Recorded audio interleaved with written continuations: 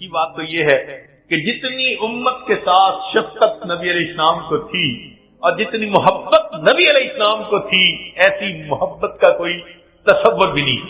آپ ذرا غور کیجئے، دنیا میں جتنی محبتیں ہیں سب غرض والی محبتیں، میاں بیوی کی محبت غرض، بیوی کو خاوند کی ضرورت ہے، خاوند کو بیوی کی ضرورت ہے، اولاد ماں باپ کی محبت غرض، اولاد کو ماں کی ضرورت ہے، باپ کی، ماں باپ کو اولاد کی ضرورت ہے، بھائی بھائی کی محبت بھی غرض، ایک دوسرے کے ہیلپ کی ضرورت ہے، پڑوسی پڑوسی کی محبت بھی غرض کی بنیاد پہ ایک دوسرے کی ضروریات ہوتی ہیں، حتیٰ کہ اگر استاد شاگرد کی محبت ہے تو وہ بھی غرض کی۔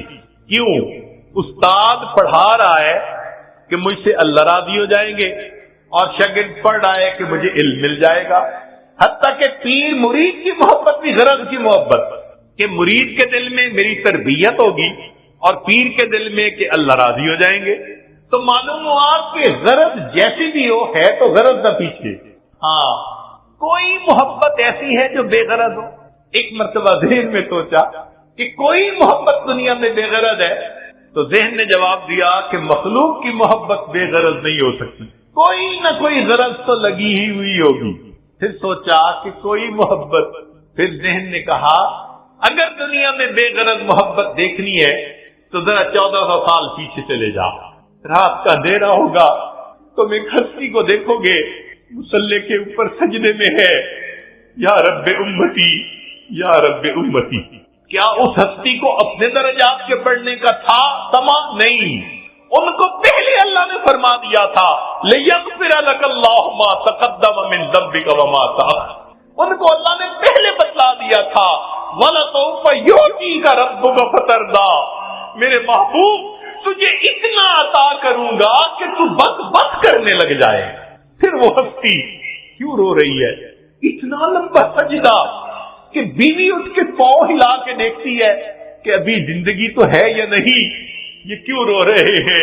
یہ امت کے اوپر شفقت کی وجہ سے رو رہے ہیں۔ نبی علیہ السلام کو امت کے ساتھ ایسی محبت، اس لیے قیامت کے دن انبیاء بھی نفس نفسی پکارتے ہوں گے، ایک اللہ کے حبیب ہوں گے جو اس دن بھی امتی امتی فرما رہے ہیں۔ اللہ کے حبیب صلی اللہ علیہ وسلم کو اس قدر امت کے ساتھ شفقت و محبت تھی۔ ایک اور آخری بات کہ جب نبی علیہ السلام کے ساتھ ایسی محبت ہے تو پھر اس کی ایک علامت یہ بھی ہے کہ کثرت الصلاۃ والسلام علیہ، نبی علیہ السلام کے اوپر کثرت سے صلاۃ و سلام پڑھنا، درود شریف پڑھنا۔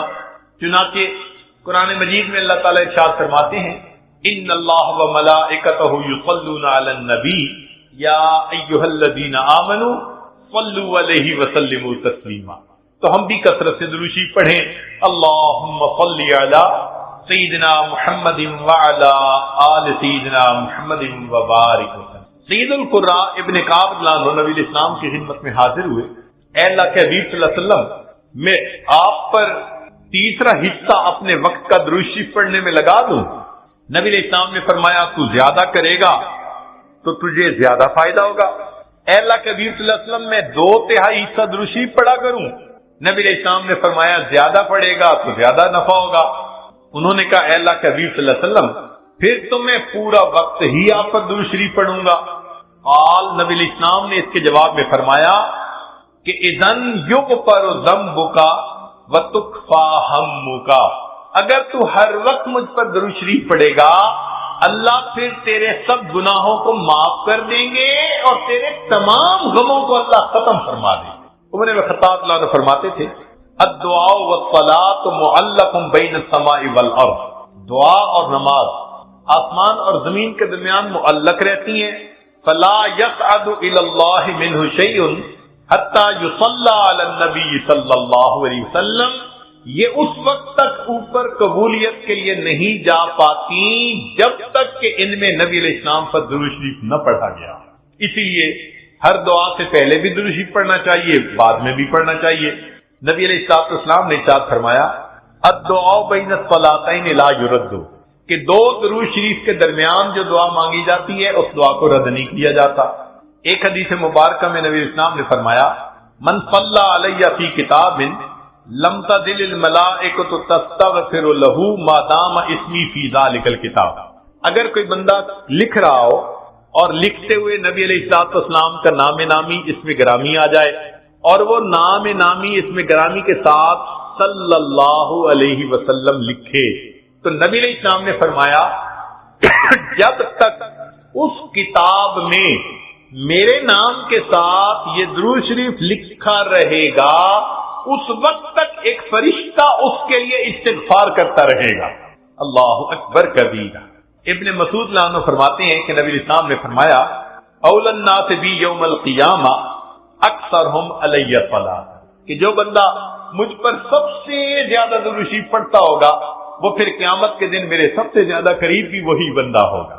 ابو بکر صدیق رضی اللہ عنہ نے ایک عجیب بات فرمائی، فرماتے تھے کہ الصلاۃ علی النبی امحق للذنوب من الماء البارد للنار، کہ جس طرح ٹھنڈا پانی آگ کو جلدی بجھا دیتا ہے، درود شریف کا پڑھنا انسان کے گناہوں کو اس سے بھی جلدی بجھا دیتا ہے۔ تو درود شریف پڑھنے سے انسان کے گناہ مٹا دیے جاتے ہیں۔ ابو ہریرہ رضی اللہ عنہ فرماتے ہیں کہ نبی اسلام نے فرمایا من نسی الصلاۃ علی نسی طریق الجنہ، جو مجھ پر درود شریف پڑھنا بھول گیا وہ جنت کا راستہ ہی بھول گیا۔ علی رضی اللہ عنہ نے ایک خوبصورت بات کہی، فرماتے تھے واللہ، اللہ کی قسم، اب دیکھیے اللہ کی قسم کھا کے بات کر رہے ہیں، واللہ لولا ما ذکر اللہ ورسولہ فی فضل التسبیح والتکبیر والتحلیل والتحمید لجعلت کل انفاسی صلاۃ علی رسول اللہ صلی اللہ علیہ وسلم، اگر اللہ اور اس کے رسول صلی اللہ علیہ وسلم نے تسبیح، تحمید، تکبیر کے فضائل بیان نہ فرمائے ہوتے تو میں اپنی زندگی کے ہر سانس کو درود شریف پڑھنے میں ہی خرچ کر دیتا۔ ایک اور حدیث مبارکہ سنیے، نبی علیہ الصلوۃ والسلام کے ساتھ صدیق اکبر بیٹھے ہوئے ہیں، ایک نوجوان آیا، نبی علیہ السلام نے اسے اپنے اور صدیق اکبر کے درمیان بٹھا دیا، پھر فرمایا کہ ابو بکر میں نے تیرے اور اپنے درمیان اس کو بٹھا دیا، اس بات پہ حیرت تو ہوئی ہوگی۔ اللہ کے نبی صلی اللہ علیہ وسلم بڑی حیرت ہو رہی ہے۔ فرمایا ان ھذا الفتى یصلی علی صلاۃ ما یصلیھا علی احد من امتی، میرا یہ نوجوان امتی مجھ پر ایسا درود شریف پڑھتا ہے کہ جو درود شریف میری امت میں سے کوئی دوسرا مجھ پر نہیں پڑھتا، اس کی وجہ سے میں نے اس کو اپنے قریب بٹھایا۔ پھر نبی علیہ السلام نے بتلایا کہ وہ کیا درود شریف پڑھتا تھا، اللہم صلی علی محمد عدد من صلی علیہ وصلی علی محمد عدد من لم یصلی علیہ وصلی علی محمد کما امرت بالصلاۃ علیہ وصلی علی محمد کما تحب ان یصلی علیہ وصلی علی محمد کما ینبغی ان یصلی علیہ۔ چنانچہ ہمارے اکابر علماء دیوبند نے باقاعدہ تفصیل لکھی ہے کہ کس کس موقع پر درود شریف پڑھنا چاہیے۔ دخول المسجد والخروج منہ، مسجد میں داخل ہوتے ہوئے یا مسجد سے نکلتے ہوئے درود شریف پڑھنا چاہیے۔ والتشہد، اتحیات میں بھی درود شریف سب پڑھتے ہیں۔ ورؤیت المساجد، جب مسجد پر نظر پڑے تو اس وقت بھی درود شریف پڑھنا چاہیے۔ دخول الاسواق، بازار میں داخل ہوتے ہوئے درود شریف پڑھے۔ دخول البیت والخروج منہ، گھر میں داخل ہوتے ہوئے گھر سے نکلتے ہوئے بھی درود شریف پڑھنا چاہیے۔ نسیان الحاجہ، اگر بندہ کوئی بات بھول جائے، چیز رکھ کے بھول جائے، بات بھول جائے، اس وقت بھی نبی علیہ السلام پر درود شریف پڑھنا چاہیے۔ وقت الفقر، تنگ دستی کے وقت میں بھی درود شریف پڑھے۔ فی البدایت فی العلم، اور جب کتاب پڑھنے بیٹھے اس وقت بھی درود شریف پڑھے۔ فی البدایت فی الخطب، جب خطبہ دینا ہو، بیان کرنا ہو تو بھی درود شریف پڑھے۔ والانتہاء من مجالس العلم، جب علم کی مجلس کا اختتام ہو تو بھی درود شریف پڑھے۔ فی لقاء الاخوان، دو مسلمان بھائی آپس میں ملیں تو بھی درود شریف پڑھے۔ فی موادعتہم و مفارقتہم، پھر مدارسۃ حدیث النبوی، نبی علیہ السلام کی حدیث مبارکہ جو پڑھائی جائے تو اس وقت بھی درود شریف پڑھے۔ عند تذکرتہ صلی اللہ علیہ وسلم، نبی علیہ السلام کا جب تذکرہ ہو تو درود شریف پڑھے۔ عند ذکر اصحابہ، حتیٰ کہ نبی علیہ السلام کے صحابہ کا تذکرہ ہو اس وقت بھی درود شریف پڑھے. ان ذکر شیء من معاصرہ، نبی علیہ السلام سے نسبت رکھنے والی کوئی یادگار چیز کا تذکرہ ہو تو اس وقت بھی درود شریف پڑھے. عند دخول المدینہ، مدینہ طیبہ میں داخل ہوتے بھی پڑھے، اور عند المرور علی قبرہ صلی اللہ علیہ وسلم، جب نبی علیہ السلام کے سامنے حاضر ہو مواجہ شریف پر تو اس وقت بھی درود شریف پڑھے. درود شریف کے فوائد کیا ہیں؟ کچھ دیر یہ بھی ذرا سن لیجئے. فرمایا انہا سبب لہدایت المصلی وحیات قلبہ، درود شریف کے پڑھنے سے دل زندہ ہوتا ہے اور پڑھنے والے کو اللہ ہدایت کے اوپر رکھتے ہیں. انہا سبب لزیادت محبت رسول اللہ صلی اللہ علیہ وسلم، درود شریف کے زیادہ پڑھنے سے نبی علیہ الصلوۃ والسلام کے ساتھ زیادہ محبت بڑھ جاتی ہے. انہا سبب لزیادت محبت العبد لرسول اللہ صلی اللہ علیہ وسلم، جو درود شریف زیادہ پڑھتا ہے اس بندے کی محبت نبی علیہ السلام کے قلب مبارک میں بھی زیادہ ہو جاتی ہے. انہا سبب قرب العبد من ربہ یوم القیامہ، درود شریف کا زیادہ پڑھنا قیامت کے دن اللہ رب العزت کے قرب کا سبب بنتا ہے. انہا اداء لشیء من حقہ صلی اللہ علیہ وسلم، نبی علیہ الصلوۃ والسلام کے جو احسانات ہیں، درود شریف کا زیادہ پڑھنا گویا ان احسانات کا بدلہ چکانے والی بات ہے. انہا سبب کفایت اللہ عبدہ ما اہمہ، جو پریشانیاں ہوتی ہیں درود شریف کے صدقے اللہ رب العزت ان پریشانیوں کو ختم کر دیتے ہیں. انہا سبب اجابت الدعاء، دعا کی قبولیت کا یہ سبب ہوتا ہے. انہا سبب زکات و طہارت للمصلی، جو درود شریف پڑھنے والا ہے اس کا دل اس سے صاف ہوتا ہے، اس کا نفس پاک ہوتا ہے. اور ایسے آدمی کو حدیث میں پاک میں فرمایا کہ جو درود شریف زیادہ پڑھتا ہے وہ بخیل نہیں ہوتا. پھر جو درود شریف زیادہ پڑھتا ہے وہ قیامت کے دن کی حسرت سے بچ جاتا ہے. اور جو درود شریف زیادہ پڑھتا ہے ملائے اعلیٰ میں اس بندے کی تعریفیں بہت ہوتی ہیں، اور اس کے عمر میں اس کے وقت میں اللہ برکتیں عطا فرما دیتے ہیں. اور انہا سبب لتثبیت قدم العبد علی الصراط، جو بندہ درود شریف زیادہ پڑھتا ہے قیامت کے دن پل صراط سے گزرتے ہوئے اس کے پاؤں اتنے مضبوط ہوں گے، درود شریف زیادہ پڑھا ہوگا.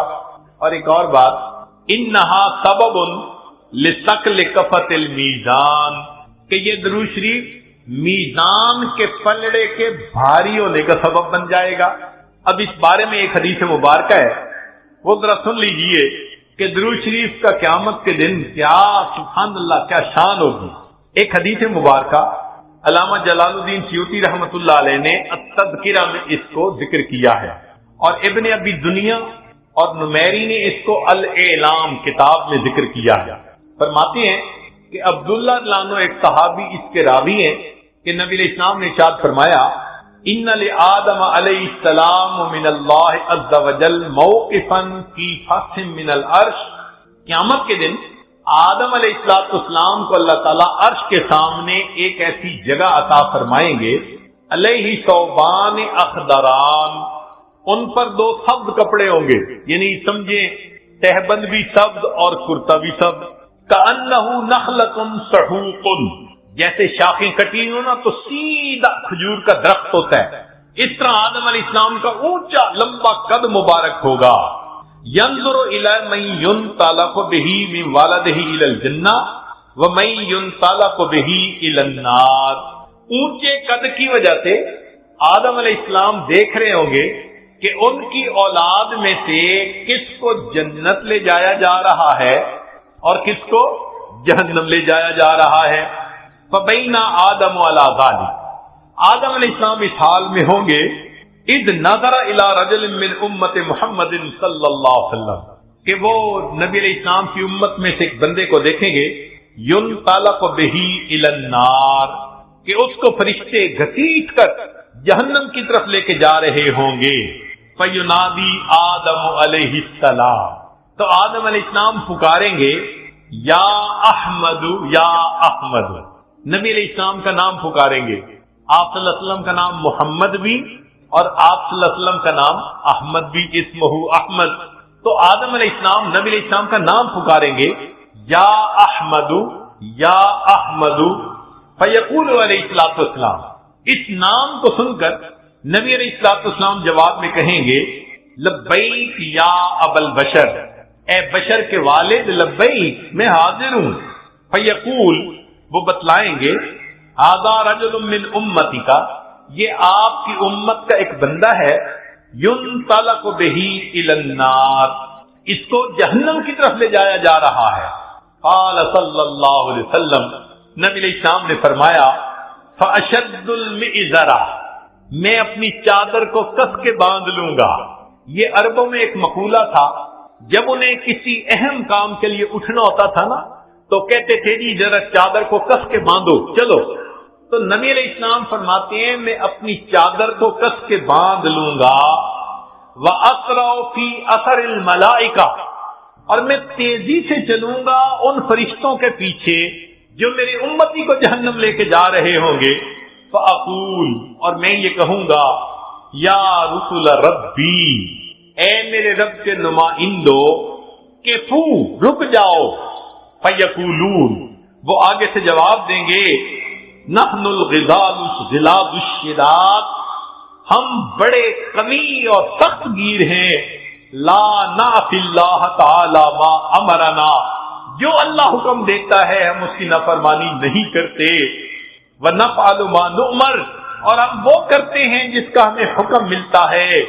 فَإِذَا آیَسَ النَّبِيُّ صلی اللہ علیہ وسلم، جب اللہ کے نبی صلی اللہ علیہ وسلم ان سے مایوس ہو جائیں گے کہ میرے کہنے کے باوجود یہ فرشتے جا رہے ہیں لے کے جہنم کی طرف، رک نہیں رہے، تو نبی علیہ السلام فرماتے ہیں قبض علی لحیتہ بیدہ الیسری واستقبل العرش بوجہہ، نبی علیہ السلام اپنے بائیں ہاتھ سے اپنی ریش مبارک کو پکڑیں گے اور اپنے چہرے انور کو آسمان کی طرف کر کے دیکھیں گے، عرش کی طرف کر کے دیکھیں گے۔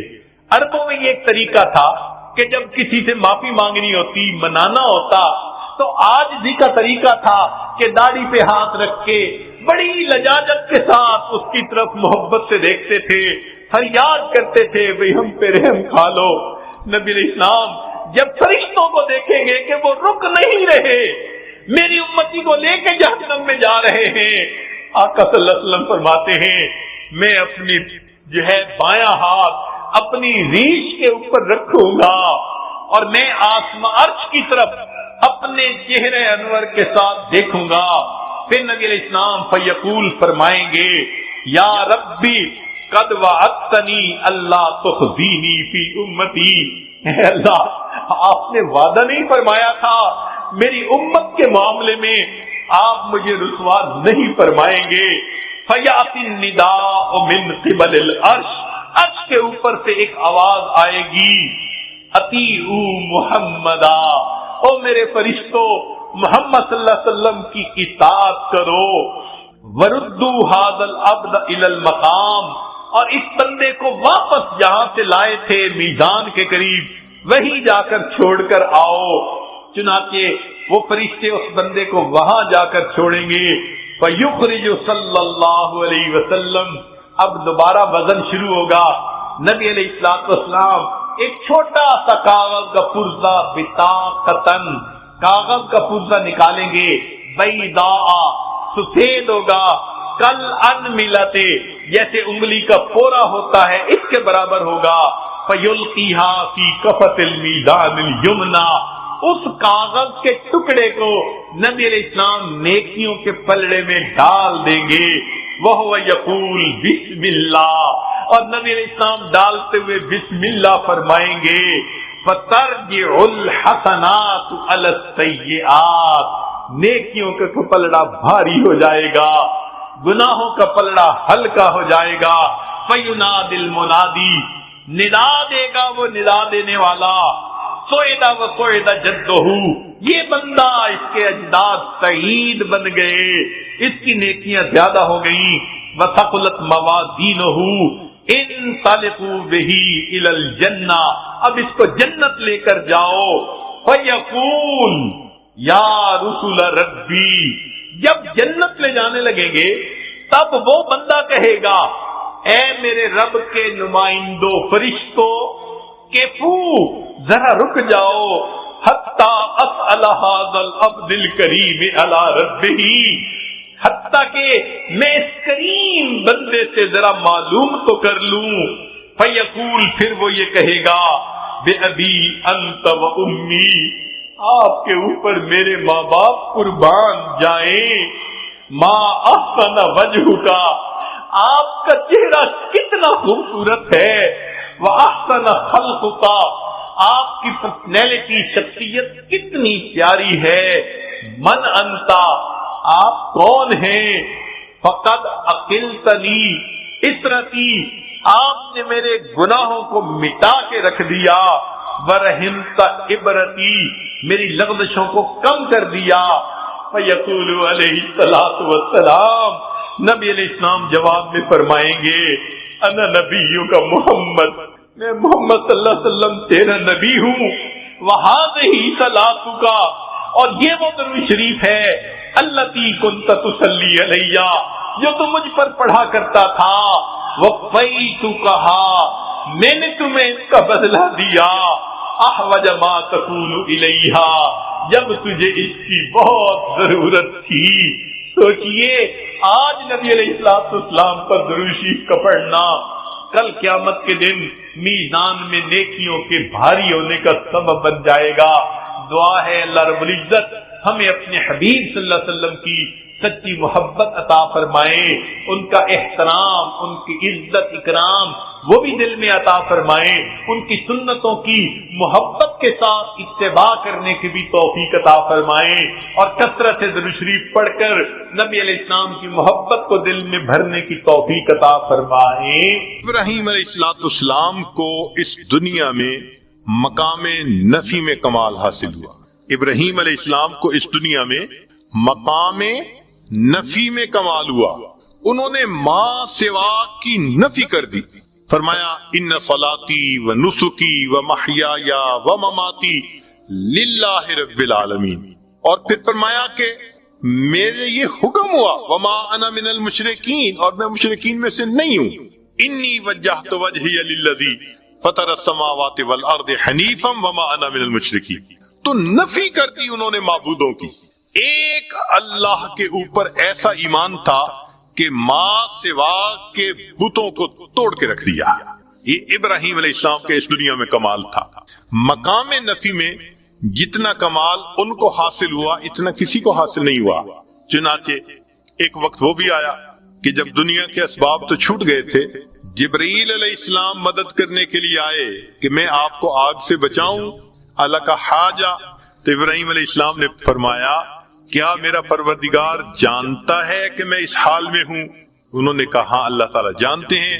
فرمانے لگے حسبی سؤالی علمہ بحالی، کہ اللہ رب العزت جانتے ہیں میں کس حال میں ہوں. اس بات نے مجھے تجھ سے مدد مانگنے سے منع کر دیا. میرا رب جو جانتا ہے میں کسی کی مدد نہیں چاہتا. جب اللہ نے انتہا دیکھی نا ابراہیم علیہ السلام کی نفی کی، فرمایا وا ابراہیم الذی وفا، ابراہیم تو بڑا وفادار نکلا. تو نے وفا دکھا دی کہ واقعی بندے کو ایسا ہونا چاہیے اپنے مالک کے ساتھ. تو ابراہیم علیہ السلام کو مقام نفی میں کمال. اور یہ بات ایسے نہیں کہ زبانی کہی جا رہی ہے، اس کی تصدیق اس پروردگار نے کی جو سینوں کے بھید جانتا ہے. چنانچہ ابراہیم علیہ السلام کے بارے میں اللہ فرماتے ہیں ان ابراہیم کان امہ قانتا للہ حنیفا ولم یکو من المشرکین، اور وہ مشرکین میں سے نہیں تھے. اللہ رب العزت کا کسی کے بارے میں کہہ دینا کہ ان میں شرک نہیں تھا، اس کو نفی کا کمال نہ کہیں تو اور کیا کہہ سکتے. اس لیے فرمایا میرے محبوب وما کان من المشرکین، ابراہیم علیہ السلام مشرکوں میں سے نہیں تھے. آپ ان کی ملت کی پیروی کیجئے. ثم اوحینا الیک ان اتبع ملت ابراہیم حنیفا وما کان من المشرکین. تو ابراہیم علیہ السلام وہ شخصیت ہیں کہ جن کو بائی نیم اللہ نے کہا کہ وہ مشرک نہیں تھے. یہ مقام نفی میں کمال ہے، اور یہ صرف ابراہیم علیہ السلام کا تذکرہ ہے قرآن پاک میں. ابراہیم علیہ السلام جو خلیل تھے ان کو کس میں کمال حاصل ہوا؟ مقام نفی میں، یعنی ما سوا جو باطل معبود ہیں ان کی انہوں نے کامل نفی کر کے دکھا دی. اور اللہ کے محبوب صلی اللہ علیہ وسلم کا معاملہ وہ کچھ اور ہے. ان کو اللہ نے مقام نفی میں بھی کمال عطا فرمایا اور مقام اثبات میں بھی کمال عطا فرمایا. ذرا غور کیجئے گا، مقام نفی میں بھی کمال عطا فرمایا اور مقام اثبات میں بھی کمال عطا فرمایا. وہ کیسے؟ ہم اور آپ جتنے ہیں نا، ہمارا ایمان بن دیکھے، اب بن دیکھے اور دیکھے میں فرق تو ہوتا ہے نا. یہ تو نہیں نہ ہو سکتا کہ بھئی انسان دیکھ لے اور اس میں اس کو کوئی اضافہ محسوس نہ ہو. خود نبی علیہ السلام نے فرمایا کہ الشاہد یرا ما لا یرا الغائب، کہ غائب جو چیز نہیں دیکھ سکتا وہ دیکھنے والا دیکھ لیا کرتا ہے. ایک حدیث پاک میں نبی علیہ السلام نے فرمایا لیس الخبر کالمعائنۃ، دیکھنا اور ہے اور خبر کو ماننا اور ہے. ہمارا جتنا بھی ایمان پکا ہو مگر مومن کا کامل جو ہوگا نا مقام، وہ جنت میں رویت باری تعالی پر منحصر ہے. جب دیکھیں گے تب کمال حاصل ہوگا. دنیا میں تو بس ایمان ہے جو ہم نے پکا کیا ہوا ہے، یہیں تک درجہ پا سکتے ہیں. تو اس بات کا کمال رویت باری تعالی پر منحصر ہے. اور اس دنیا میں جتنے انبیاء آئے سب کا ایمان غیب پہ تھا. ایک اللہ کے حبیب صلی اللہ علیہ وسلم ہی ایسے ہیں جنہیں اللہ نے دنیا میں معراج پہ بلا کے اپنا دیدار عطا فرما دیا. اس لیے نبی علیہ السلام کو اس بات میں بھی کمال حاصل ہو گیا. تو خلیل کو مقام نفی میں کمال حاصل ہوا اور محبوب صلی اللہ علیہ وسلم کو نفی میں بھی اور اس بات میں بھی کمال حاصل ہوا. یہ اللہ رب العزت نے اپنے محبوب صلی اللہ علیہ وسلم پر نعمت عطا فرمائی. یہاں تک بھی بات سمجھ میں آتی ہے. ایک نقطہ اور کہ ابراہیم علیہ السلام کے بارے میں ایک درود شریف ہے جو ہم نماز میں پڑھتے ہیں، اللہم صلی علی محمد وعلی آل محمد کما صلیت علی ابراہیم وعلی آل ابراہیم انک حمید مجید. تو یہ درود شریف تو بتاتا ہے کہ کچھ تو نعمت ایسی تھی جو ابراہیم علیہ السلام پر اللہ نے عطا فرمائی جس کو پانے کی تمنا اللہ کے محبوب صلی اللہ علیہ وسلم کے دل میں بھی تھی. بھئی درود شریف بتا رہے ہیں نا کہ اللہ جیسے ان پر ان کے آل پر رحمت نازل فرمائی، محمد صلی اللہ علیہ وسلم ان کی آل پر بھی نازل فرما دیجیے. تو کچھ تو ہے نا اندر کہ جس کو طلب ہے دل میں، تمنا ہے دل میں. تو بھئی کیا تھا؟ یہ نقطہ جلدی سمجھ میں نہیں آتا. چلیں کچھ سادے لفظوں میں کھولنے کی کوشش کرتے ہیں. اس کو حقیقی طور پہ تو امام ربانی حضرت مجدد الفسانی رحمت اللہ علیہ نے اپنے مکتوبات میں کھولا ہے. دل خوش ہوتا ہے اس کی تفصیلات کو پڑھ کر. تاہم قصہ مختصر یہ ہے کہ محبت دو طرح سے ہوتی ہے. ذرا غور فرمائیے گا. محبت دو طرح سے ہوتی ہے. ایک کو کہتے ہیں محبت ذاتی، کہ ذات سے محبت ہو، جیسے ماں کو بیٹے سے ہوتی ہے. اپنے بیٹے سے ہر ماں کو محبت، معذور ہو، کمزور ہو، شکل رنگ کا جیسا بھی ہو، ماں کو محبت ہے. یہ محبت ذاتی کہلائیں گے. اور ایک محبت صفاتی ہوتی ہے کہ صفات کی وجہ سے محبت کا ہونا. ہمیں بھی کوئی خوبصورت بیبی مل جائے، ہم اس کو پیار کرتے ہیں، محبت کا اظہار کرتے ہیں. کیوں؟ خوبصورت ہوتا ہے. اور جو بچہ لکھا پڑھا صفات والا ہو وہ سب کو اچھا لگتا ہے. تو معلوم ہوا کہ محبت کے دو انداز ہوتے ہیں. ایک انداز کو کیا کہتے ہیں؟ محبت ذاتی. اور دوسرے انداز کو کیا کہتے ہیں؟ محبت صفاتی. یہ دو الگ الگ انداز ہیں. اب ذرا غور کیجئے گا. اللہ رب العزت کو اپنے محبوب صلی اللہ علیہ وسلم سے بھی محبت تھی، مگر وہ محبوبیت ذاتی تھی، ذات سے محبت تھی. اللہ کو اپنے حبیب صلی اللہ علیہ وسلم تھے تو محبت ذاتی تھی نبی علیہ السلام سے. اور ابراہیم علیہ السلام سے بھی محبت تھی، مگر وہ محبت صفاتی تھی. وہ محبت کیا تھی؟ صفاتی تھی. یہاں تک بات سمجھ میں آ گئی کہ نبی علیہ السلام سے بھی محبت تھی، مگر یہ محبت کیا تھی؟ محبوب آپ کو پیدا نہ کرنا ہوتا تو میں کائنات کو بھی پیدا نہ فرماتا. یہ محبت ذاتی تھی، اور ابراہیم علیہ السلام سے بھی محبت تھی، اور وہ محبت تو جو محبت ذاتی تھی اس کو محبوبیت کہا، اور جو محبت صفاتی تھی اس کو خلت کہہ دیا۔ اب سنیے کہ نبی علیہ الصلوۃ والسلام پھر درود شریف یہ کیوں پڑھا کرتے تھے؟ وجہ یہ ہے کہ جو ذات سے محبت ہو تو اس بندے کی تمنا یہ ہوتی ہے کہ میرے اندر صفات بھی پوری آ جائیں تاکہ میں کامل ہو جاؤں۔ تو محبوبیت ذاتی والے کی تمنا ہوتی ہے کہ میرے اندر محبوبیت صفاتی بھی کامل آنی چاہیے تاکہ میں کامل محبوب بن جاؤں۔ یہ وہ تمنا تھی اللہ کے نبی علیہ الصلوۃ والسلام کے دل میں، جس وجہ سے فرمایا کرتے تھے اللہم صلی علی محمد وعلی آل محمد کما صلیت علی ابراہیم وعلی آل ابراہیم انک حمید مجید۔ اے اللہ جو محبوبیت صفاتی ان کو عطا فرمائی تھی، اس دنیا میں مجھے بھی اس میں کامل کر دیجئے تاکہ مجھے محبوبیت ذاتی حاصل، میں اس دنیا میں محبوبیت صفاتی بھی حاصل کر کے دنیا سے چلا جاؤں۔ اگلی بات سنیے کہ نبی علیہ الصلوۃ والسلام نے ارشاد فرمایا، جابر لانو اس کی روایت کرتے ہیں، شیخ الحدیث رحمۃ اللہ علیہ نے فضائل درود میں بھی اس کو نقل کیا کہ ایک درود شریف ہے، اگر اس کو پڑھا جائے تو اس کا ثواب لکھنے میں فرشتوں کو 1000 دن لگ جاتے ہیں۔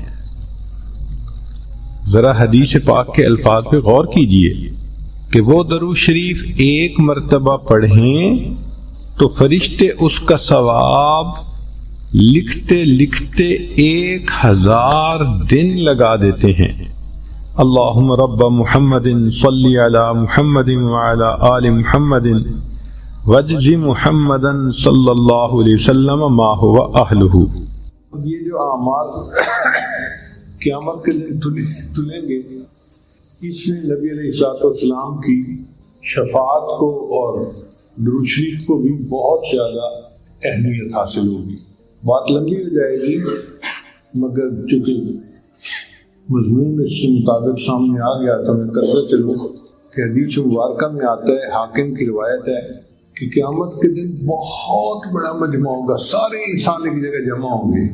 آپ بتائیں جب ساری دنیا کے انسان آدم علیہ السلام سے لے کے قیامت کے آخری یعنی قیامت کے دن تک آنے والا آخری انسان اکٹھے ہوں گے تو یہ تو خرب لوگ بن جائیں گے۔ تو مجمع اتنا بڑا ہوگا کہ پتہ ہی نہیں چلے گا کہ بھئی میزان میں ہو کیا رہا ہے۔ تو اللہ تعالیٰ آدم علیہ السلام کو کھجور کی مانند ایک اونچا قد عطا فرمائیں گے، سب لباس انہوں نے پہنا ہوا ہوگا۔ ہم نے دیکھا ہے کہ جہاں مجمع زیادہ ہوتے ہیں نا تو پولیس والے میناروں پہ چڑھتے ہیں یا عمارتوں پہ چڑھ کے اوپر سے دیکھتے ہیں، کیونکہ ان کو پتہ نہیں چلتا کہ مجمع کے اندر کیا ہو رہا ہے۔ تو قیامت کے دن ایسا ہی ہوگا کہ حضرت آدم علیہ السلام اونچا قد ہوگا اور وہ اوپر سے دیکھ رہے ہوں گے پورے مجمع کو۔ اتنے میں ایک مجمع ہوگا نبی علیہ السلام کی امت کا، جس کا حساب ہوگا اور حکم ہوگا کہ اس کے گناہ زیادہ ہیں، اس کو جہنم میں لے جاؤ۔ فرشتے اس بندے کو گھسیٹیں گے جہنم کی طرف اور وہ بندہ رو رہا ہوگا۔ جب وہ بندہ روئے گا تو آدم علیہ السلام اس کو دیکھ کر پکاریں گے یا احمد یا احمد۔ نبی علیہ السلام کا نام نامی اس میں گرامی دنیا میں محمد تھا اور قیامت کے دن آپ کا نام نامی احمد ہوگا۔ تو جب احمد کر کے پکاریں گے تو نبی علیہ السلام فوراً فرمائیں گے لبیک، اے بشر کے باپ میں حاضر ہوں، آپ کیا کہنا چاہتے ہیں؟ وہ فرمائیں گے دیکھو آپ کا ایک امتی ہے جس کو جہنم کی طرف فرشتے لے کے جا رہے ہیں۔ تو نبی علیہ الصلوۃ والسلام ان فرشتوں کے پیچھے چلیں گے تیزی کے ساتھ اور ان کے قریب جا کر ان کو کہیں گے کہ تم رک جاؤ، ان کو ابھی جہنم نہ لے جاؤ۔ فرشتے آقا کے جواب دیں گے کہ نحن غلاظ شداد، ہم تو بڑے سخت گیر ہیں اور ہم کسی کی بات نہیں سنتے، ہم تو وہ کریں گے جس کا ہمیں اللہ نے حکم دیا۔ اب جب فرشتے بات پر توجہ نہیں دھریں گے اور لے کے جائیں گے جہنم کی طرف تو اللہ کے محبوب صلی اللہ علیہ وسلم اس وقت بہت زیادہ غمزدہ ہوں گے۔ حدیث مبارکہ میں آتا ہے کہ نبی علیہ السلام اپنے بائیں ہاتھ سے اپنی داڑھی مبارک کو پکڑیں گے اور عرش کی طرف دیکھ کر اللہ کے سامنے یہ عرض کریں گے کہ یا اللہ، کیا آپ نے وعدہ نہیں فرمایا تھا یوم لا یخزی اللہ النبی والذین آمنوا معہ، کہ آپ قیامت کے دن مجھے ایمان والوں کو رسوا نہیں فرمائیں گے۔ تو جب نبی علیہ السلام یہ فرمائیں گے تو عرش سے ایک ندا آئے گی، اے میرے فرشتوں، میرے محبوب جو فرما رہے ہیں تم ان کی بات کی اطاعت کرو، اطیعوا محمد۔ تو فرشتے رک جائیں گے، پھر نبی علیہ السلام سے پوچھیں گے جی آپ ہمیں کیا حکم فرماتے ہیں؟ نبی علیہ السلام فرمائیں گے کہ تم اس کو دوبارہ میزان پر لے جاؤ اور اس کے عملوں کا پھر وزن کرو۔ چنانچہ ایسا بندہ ہوگا کہ فرشتے اس کو دوبارہ میزان پر لے آئیں گے، اب اس کی نیکیاں ایک پلڑے میں اور گناہ دوسرے پلڑے میں، گناہوں کا پلڑا بھاری ہوگا اور وہ بندہ پھر پریشان ہوگا کہ دوسری بار وزن کیا گیا اور میرے گناہ پھر بھی بھاری، بس آج تو میں بدبخت بن گیا۔ جب وہ ایسا سوچے گا تو اللہ کے حبیب صلی اللہ علیہ وسلم اپنی جیب سے ایک کاغذ کی چھوٹی سی پرچی نکالیں گے اور نیکیوں کے پلڑے میں ڈال دیں گے، اور وہ اتنی بھاری ہوگی کہ نیکیوں کا پلڑا جھک جائے گا، اور اعلان ہوگا کہ فلاں بندہ فلاں کا بیٹا سعید بن گیا اور جنت میں جانے کا اہل ہو گیا۔ اب جب اس بندے کو حکم ملے گا نا کہ یہ جنت میں جانے والے ہیں تو وہ بندہ حیران ہوگا، تو وہ نبی علیہ السلام سے پوچھے گا آپ کون ہیں؟ آپ کا چہرہ اتنا خوبصورت ہے اور آپ نے میرے مشکل کو آسان کر دیا اور جہنم کی بجائے جنت میں مجھے جانے کا حقدار بنا دیا۔ تو نبی علیہ السلام فرمائیں گے انا نبیک محمد، میں تیرے نبی محمد صلی اللہ علیہ وسلم ہوں۔ وہ پوچھے گا اے اللہ کے نبی صلی اللہ علیہ وسلم آپ نے کیا کیا ہے کہ میری نیکیوں کا پلڑا جھک گیا؟ تو نبی علیہ السلام فرمائیں گے پوری زندگی جو تو میرے اوپر درود شریف پڑھا کرتا تھا، وہ درود شریف کا عمل اس پرچی پر لکھا ہوا تھا، اسے میں نے نیکیوں کے پلڑے میں ڈالا اور اللہ نے نیکیوں کے پلڑے بھی جھکا دیا۔ تو یہ جو حدیث کی طالبات درود شریف پڑھتی ہیں نا کہ قال النبی صلی اللہ علیہ وسلم، یہ صلی اللہ علیہ وسلم درود شریف ہے، مختصر درود شریف ہے، اور پتہ نہیں ایک دن میں یہ تو ہزاروں مرتبہ درود شریف پڑھتی ہیں، تو یہ عمل قیامت کے دن بخشش کا سبب بنے گا۔ ہمیں بھی چاہیے کہ ہم درود شریف کی کثرت کریں جتنی کر سکتے ہیں، کیونکہ یہ وہ عمل ہے جو مشکل میں آسانی پیدا کر دیتا ہے، اللہ کی رضا کا سبب بنتا ہے، اور قیامت کے دن بندے کو جہنم کی بجائے جنت میں جانے کا راستہ دکھاتا ہے۔ ایک حدیث پاک میں آتا ہے جمعہ کے دن عصر کی نماز کے بعد 80 مرتبہ درود شریف پڑھا، اللہم صلی علی سیدنا محمد النبی الامی وعلی آلہ وسلم تسلیما، اللہ تعالیٰ 80 مرتبہ پڑھنے پر 80 سال کے گناہوں کو معاف کر دے۔ اب آپ غور کریں، عام طور پہ عمریں تو 80 سال سے کم ہی ہیں۔ آج نبی صاحب نے فرمایا میری امت کی اوسط عمریں بین 70 و 60، 60-70 کے درمیان ہوں، اور آج کل 60-70 کے درمیان ہی لوگ چلے جاتے ہیں۔ پہلے عمریں ذرا لمبی ہوتی تھی، اب تو گھٹتی جا رہی ہیں۔ تو بہرحال 80 سال کے گناہ معاف ہونے کا دوسرا مطلب کیا ہے کہ نبی رسول نے فرمایا جمعہ کے دن عصر کے بعد یہ پڑھ لے گا، اللہ تعالیٰ اس کی ساری زندگی کے گناہوں کو معاف کر دے گا۔ آپ بتائیے یہ کتنا سستا سودا ہے۔ لہٰذا ہم میں سے ہر بندے کو اس کا معمول بنانا۔ یہ بخاری شریف کی روایت ہے کہ ہم جمعہ کے دن عصر کی نماز کے بعد 80 مرتبہ پڑھیں گے، پوری زندگی کے گناہ معاف ہو جائیں۔ گھر کی عورتوں کو بھی اس کی تلقین کرنی چاہیے کہ وہ جمعہ کے دن عصر کے بعد بچوں کو بھی پاس بٹھائیں، اور گھر کے سارے لوگ 80 مرتبہ یہ درود پڑھیں، تاکہ یہ سعادت نصیب ہو کہ پوری زندگی کے ہمارے گناہ معاف ہو جائیں۔ پھر تیسری چیز جس سے کہ اللہ تعالیٰ کی طرف سے رحمت اترتی ہے، درود شریف کا پڑھنا۔ حدیث مبارکہ میں آتا ہے جو شخص ایک دفعہ درود شریف پڑھتا ہے اللہ تعالیٰ 10 رحمتیں اتارتے ہیں۔ تو 10 رحمتوں کا اترنا اس بات کی دلیل کہ روح کو غذا ملتی ہے، نور اترتا ہے انسان کے اوپر۔ ہمارے مشائخ نے فرمایا کہ 100 مرتبہ صبح اور 100 مرتبہ شام، کم از کم اتنا تو درود شریف ضروری پڑھ لیں۔ ایک صحابی رضی اللہ عنہ پوچھتے ہیں اللہ کے نبی صلی اللہ علیہ وسلم میں کتنا درود شریف پڑھوں؟ فرمایا زیادہ پڑھ، چوتھائی حصہ، زیادہ پڑھو گے تو فائدہ زیادہ۔ اللہ کے نبی صلی اللہ علیہ وسلم آدھا حصہ، بھائی زیادہ پڑھو گے تو زیادہ فائدہ۔ 3 حصے، فرمایا اور زیادہ، 4 حصے۔ جب انہوں نے کہا کہ میں پورا وقت درود شریف پڑھنے میں لگا دوں گا، نبی اسلام نے فرمایا اذن یغفر لک ذنب، تیرے گناہوں کو بخش دیا جائے گا اور تیرے غموں کو تیرے سر سے اتار دیا جائے گا۔ تو درود شریف کے پڑھنے سے اللہ تعالیٰ گناہوں کو معاف کرتے ہیں اور دھو دیتے ہیں۔ صدیق اکبر رضی اللہ عنہ فرمایا کرتے تھے کہ ٹھنڈا پانی آگ کو اتنا جلدی نہیں بجھاتا جتنا جلدی درود شریف کا پڑھنا انسان کے دلوں کی ظلمت کو مٹا دیتا ہے۔ سیدنا علی رضی اللہ عنہ فرمایا کرتے تھے کہ اگر اللہ تعالیٰ اور اس کے رسول صلی اللہ علیہ وسلم نے تسبیح، تکبیر، تحمید، تحلیل ان کے فضائل نہ بتائے ہوتے تو میں اپنا پورا وقت درود شریف کے پڑھنے میں گزار دیتا۔ تو ہم بھی درود شریف پڑھیں، کم از کم 100 مرتبہ صبح اور 1 مرتبہ شام۔ اس سے کیا ہوگا کہ دل کو غذا پہنچے۔ ہمارے حضرت مرشد عالم رحمۃ اللہ علیہ کے ایک مرید تھے، عالم تھے، مسلم شریف پڑھاتے تھے۔ انہوں نے زندگی کے کوئی 25 سال مسلم شریف پڑھائی تھی۔ ایک دن وہ کہنے لگے کہ حضرت میں آپ کو ایک عجیب واقعہ سناؤں۔ ان کو ضرور سنا۔ کہنے لگے کہ دارالعلوم دیوبند میں سعودی عرب سے ایک جماعت آئی، علماء 3 یا 4 بندے تھے، اور انہوں نے آ کے محتمم صاحب کو کہا کہ ہم ایک علمی مسئلہ ڈسکس کرنے کے لیے آپ کے پاس آئے ہیں۔ محتمم صاحب نے پوچھا کون سا مسئلہ؟ وہ کہنے لگے اس لیے کہ ہم سے پہلے سعودی عرب کے اوپر ترکوں کا قبضہ تھا، اور ترکوں نے قبروں کے اوپر بڑے گنبد بنائے ہوئے تھے اور کمرے بنائے ہوئے تھے اور عمارتیں بنائی ہوئی تھیں۔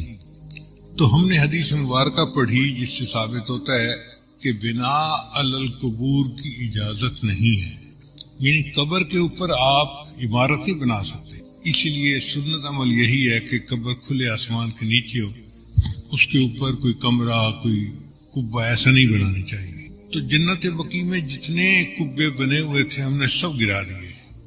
اب مسئلہ آیا گنبد خضرا کا۔ تو کچھ علماء کہتے ہیں کہ حدیث مبارکہ کی روشنی میں ہمیں گنبد خضرا کو بھی گرا دینا چاہیے۔ تو ہم نے جو بادشاہ ہے اس کو اپنی ریکمنڈیشن دی۔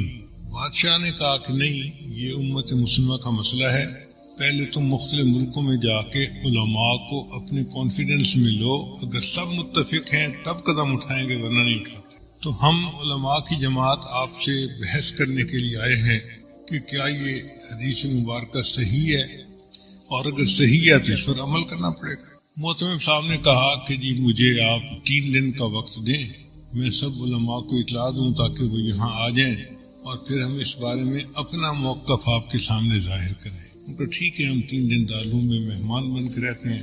محتمم صاحب نے بڑے بڑے علماء کو دعوت دے کے بلا لیا۔ وہ فرماتے ہیں کہ دارالعلوم دیوبند میں وہ دیکھنے والا وقت تھا، بڑے بڑے سب علماء، جید علماء ایک جگہ پر جمع تھے، جبال العلم سب ایک جگہ اکٹھے تھے، اور جو آخری رات تھی وہ تو پوری رات ہی علماء اس مسئلے پر آپس میں ڈسکس کرتے رہے، کتابیں پڑھتے رہے، اور کچھ لوگ روتے رہے، دعائیں مانگتے رہے کہ یا اللہ بہت نازک مسئلہ ہے، ہم سے اس کے کرنے میں کوئی کمی نہ رہ جائے، کوتاہی نہ ہو جائے۔